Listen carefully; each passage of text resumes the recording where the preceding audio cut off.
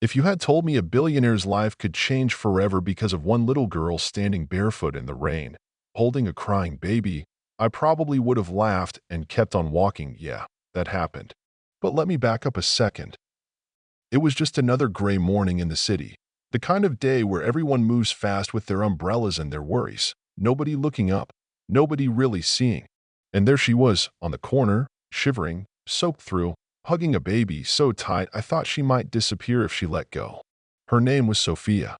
She was 9 years old and alone, except for that tiny baby in her arms, wrapped up in nothing but hope and a threadbare towel, both of them shivering, lips purple, eyes wide and too old for their faces.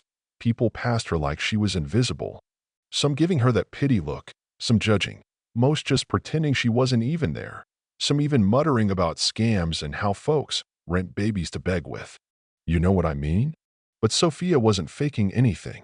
She just whispered a lullaby, trying to calm her brother, her voice shaking, her little body so tired but refusing to give in, stretching out her hand and asking for food, not for herself, just for him.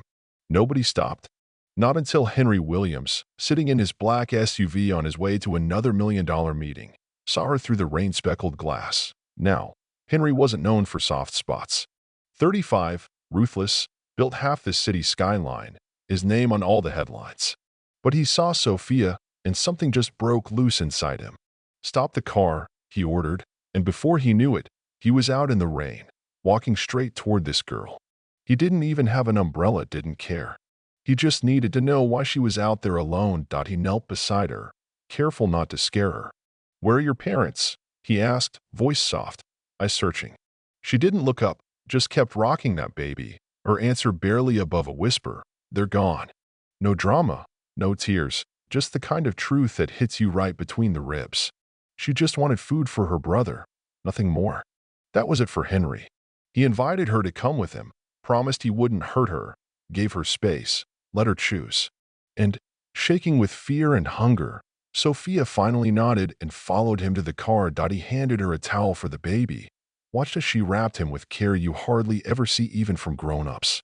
They drove to a small restaurant, warm and bright, the kind of place you'd never expect to find a lost little girl.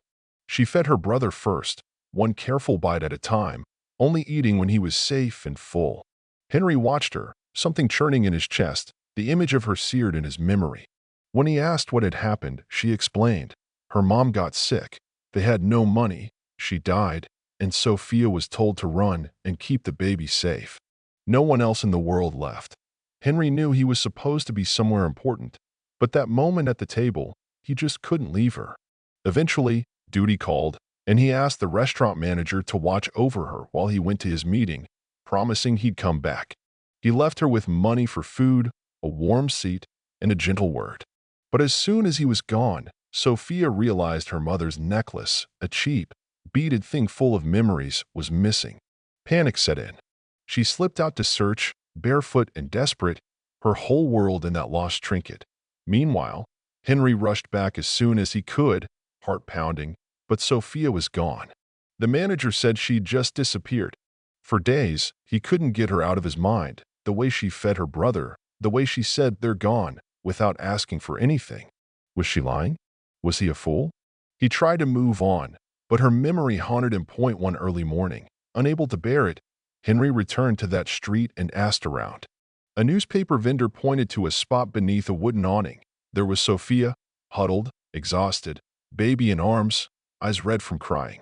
The moment they locked eyes, she broke down, apologizing for leaving, explaining about the necklace. Henry didn't care about any of that. He was just grateful she was alive. He brought her and the baby home, for good this time. The Williams mansion was everything Sophia had never known. Warm baths, soft beds, food that kept coming. Henry tried to keep his distance, unsure why this girl and her baby brother mattered so much to him. But he saw things, the way she thanked the staff, the way she helped, the way her eyes and voice reminded him of someone he'd loved long ago. Miriam, the family maid. Gone from his life nearly 10 years, vanished without a trace, his first love. He found her necklace stuck under the back seat of his car, the same one he'd given Miriam. A chill ran through him. Could Sophia be her daughter? His daughter. Henry called a private investigator. got the truth in a few days. Miriam had a girl 9 years ago, then a baby boy later with another man who left. She died 2 months ago, sick, hungry, alone. Henry's world collapsed.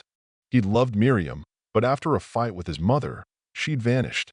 Now he realized his own family had pushed her out, had kept the pregnancy a secret, had made him believe Miriam left by choice. He ordered a DNA test, trembling as he waited for the results. 3 days later, confirmation. Sophia was his daughter. All those years lost, all that pain, and he never even knew. Amanda, his sister, finally confessed she'd seen the fight, heard their mother accuse Miriam of shaming the family, throwing money at her to take care of it. Miriam left, didn't take the cash, just disappeared to protect her child. Henry broke down, sobbing in Amanda's arms, not as a billionaire, but as a father who had failed. Upstairs, Sophia watched her baby brother sleep, heart still anxious. She planned to beg Henry to let them stay, offering to work around the house. She didn't want to lose the first home she'd ever known. Henry, meanwhile, was outside her door, unable to wait for morning. He walked in, knelt beside her bed, and quietly, through tears, told her the truth. He was her father. He gave her the lost necklace, Miriam's last gift, promising to make it right, not from guilt, but love. From that night, Sophia, James, and Henry began to heal. In the weeks that followed, Sophia laughed more, James grew stronger, Amanda visited daily, and the house felt less like a fortress and more like a family. Then came a knock, a woman named Nora, claiming to be James's aunt, searching for her nephew. Henry explained the story, his hopes to adopt James, to raise both children together. Nora, in tears, agreed, seeing in Henry the father both kids needed. In that room, a new family was born, one patched together by love, loss, and forgiveness. A month later, the Miriam Foundation for Homeless Mothers and Children opened its doors, Henry's tribute to the woman he loved and lost, and the daughter he'd finally found. At the launch, Sophia stood in a white dress, necklace at her heart, Henry beside her holding James. "I thought I had everything," Henry said to the crowd, "until a little girl in the rain taught me what it means to truly love." The applause wasn't just for a billionaire's speech, but for the girl who'd survived the storm and taught everyone there that sometimes family isn't about blood, it's about second chances, forgiveness, and the simple courage to keep reaching out your hand. So, what would you have done if you saw Sophia in the rain that day? Would you have stopped, or would you have kept walking? Let's talk about what it means to see, really see, the people around us. Where do you draw the line between skepticism and compassion? Drop your thoughts below.